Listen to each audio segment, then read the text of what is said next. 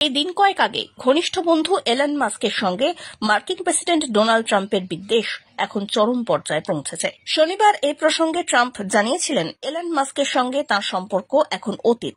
একই সঙ্গে এলন মাস্ককে হুঁশিয়ারি দিয়েও তিনি কথা বলেছেন, মাস্ক যদি ডেমোক্র্যাটদের অর্থ সাহায্য করার কথা ভেবে থাকেন তাহলে তিনি যেন গুরুতর পরিণতির জন্য প্রস্তুত হন।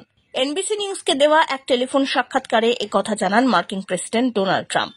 ওই সাক্ষাৎকারে মাস্কের সঙ্গে তাঁর সম্পর্ক পুনরায় জোড়া লাগার সম্ভাবনা উড়িয়ে ট্রাম্প বলেন, তা আর এখন সম্ভব নয়। আমার তার সঙ্গে কথা বলার কোনো ইচ্ছা অবশিষ্ট নেই। আমি আশা করব উনি টেসলা নিয়ে ভালো কাজ করবেন। পাশাপাশি ট্রাম্প জানান, এলন মাস্কের সংস্থা স্পেসএক্স অথবা স্টারলিংক স্যাটেলাইট ইন্টারনেটের সঙ্গে সমস্ত চুক্তি বাতিল করার বিষয়ে তিনি এখনো কিছু ভাবেননি।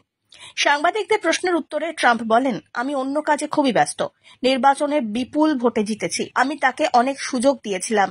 এই ঘটনা ঘটার আগে আমি তাকে প্রথমে আমার প্রশাসনে সুযোগ দিয়েছিলাম এবং আমার প্রথম প্রশাসনে তার জীবন বাঁচিয়েছিলাম, কিন্তু এখন তার সঙ্গে কথা বলার কোনো ইচ্ছা আমার নেই। Bureau report.